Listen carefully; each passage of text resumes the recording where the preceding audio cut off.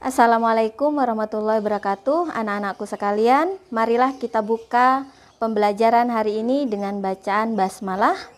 Bismillahirrohmanirrohim.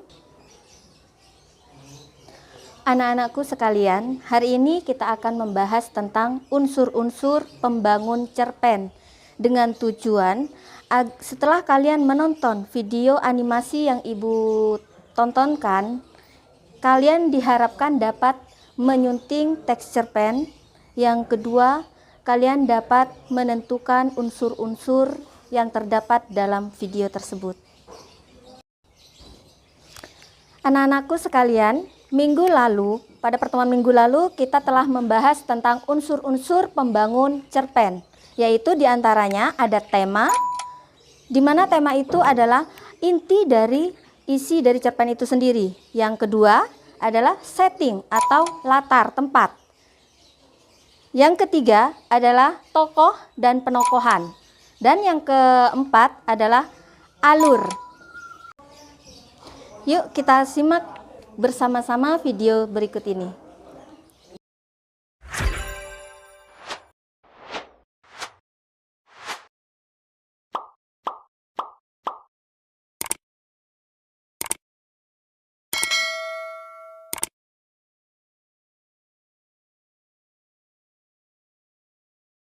Saat baru memasuki tahun ajaran kelas 12, aku mulai dekat dengan seorang cowok bernama Putra. Pertama kali bertemu, dia mengajakku berkenalan di kantin. Putra orangnya baik, tinggi, dan ganteng. Pikirku, cewek mana sih yang gak suka sama Putra? Saat dia meminta nomor ponselku, aku langsung saja memberikannya tanpa ragu. Senangnya, malam-malam dia sering mengirimiku pesan.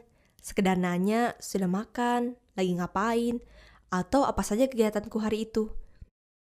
Pernah dia menjemputku untuk berangkat ke sekolah bersamanya. Pagi-pagi aku sudah heboh nongkrong di depan cermin.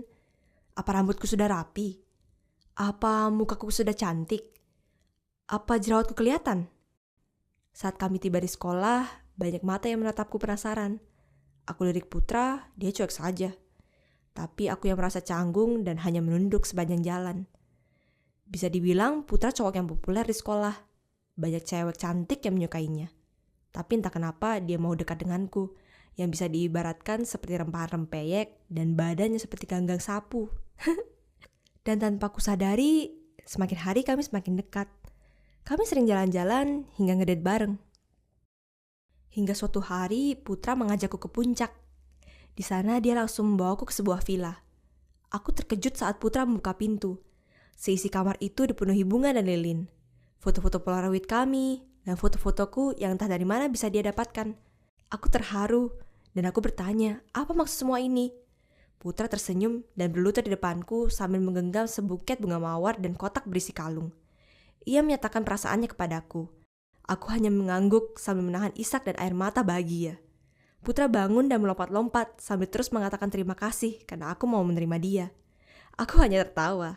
Lalu Putra memasangkan kalung di leherku. Cantik, katanya. Putra pun kembali ke hadapanku dan memelukku, lalu menggenggam tanganku. Kami tersenyum dan aku merasa sangat bahagia, bagai melayang di atas awan. 1 tahun aku dan Putra bersama. Susah senang kami bersama. Aku sering berkelahi dengan Putra. Ya, namanya juga sebuah hubungan. Gak ada yang mulus kan? Yang penting kami bisa sama-sama berubah dan memaafkan. Sampai suatu hari, aku dengar Putra selingkuh dengan teman kelasku sendiri. Semua perasaanku hancur. Aku langsung saja mencari Putra, menanyakan apa maksud dia. Dan kutemukan dia di belakang sekolah dengan teman-temannya.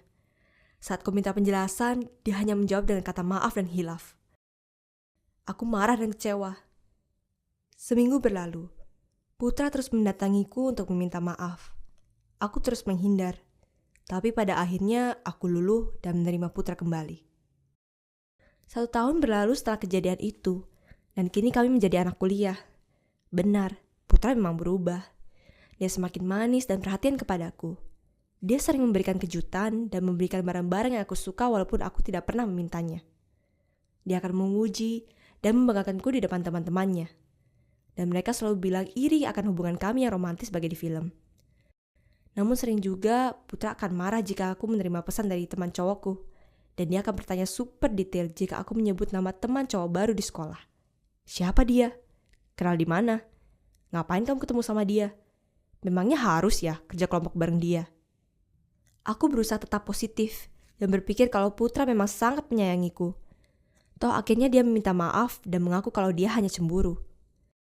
Kejadian-kejadian kecil seperti itu terus berulang dan aku mulai menyadari betapa posesifnya Putra padaku. Pernah tak sengaja dia melihat teman satu timku mengantarku pulang ke kos karena sudah malam. Putra marah besar dan berteriak sambil menuding-nudingku.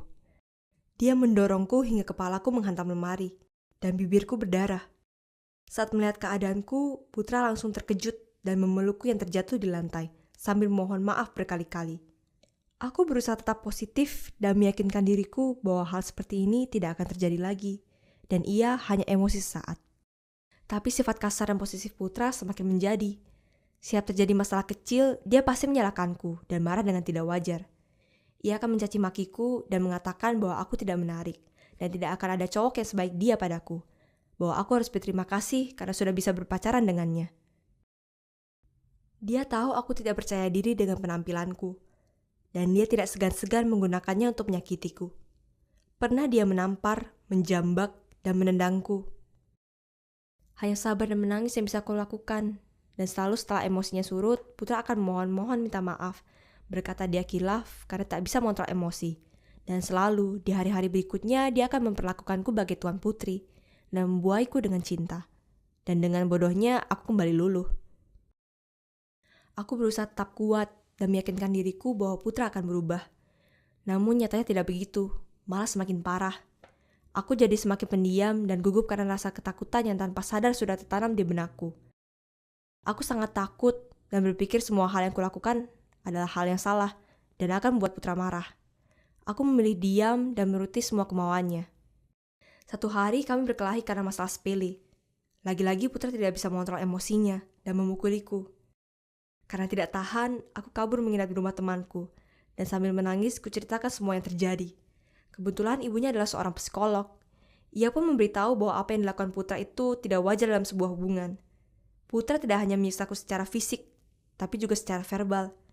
Sadar atau tidak, dia mencoba mengontrolku dan mengendalikan hubungan kami sesuai keinginannya. Saat itu, mataku terbuka. Esok sorenya di kampus, aku menemui Putra dan mengakhiri hubungan kami. Pertama dia kaget, memohon maaf dan berjanji tidak akan kasar lagi padaku. Namun saat aku tetap kukuh ingin putus dengannya, reaksinya berubah menjadi marah dan mengataiku tidak tahu diri.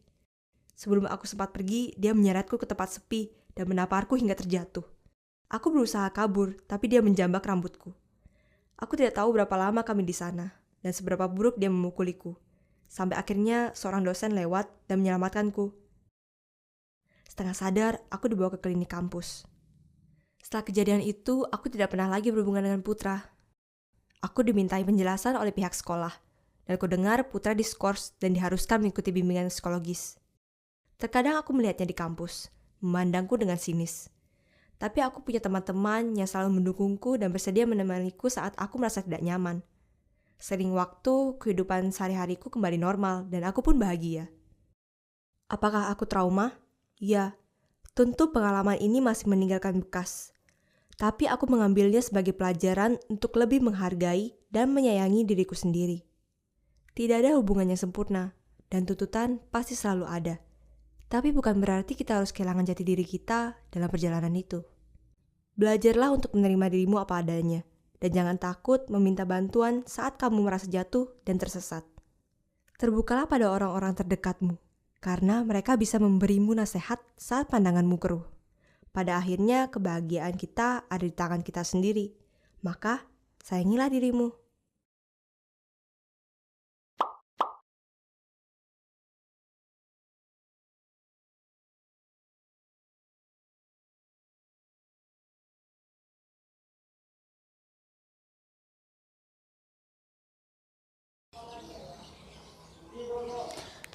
Anak-anakku sekalian, setelah kalian menyimak video tersebut, silakan kalian catat apa saja yang terdapat dalam video tersebut, baik unsur-unsurnya ataupun struktur yang terdapat dalam video tersebut.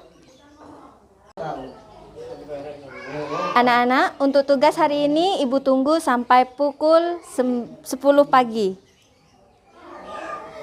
Dan sebelum Ibu tutup pelajaran hari ini, marilah kita ucapkan alhamdulillahirabbil alamin. Assalamualaikum warahmatullahi wabarakatuh.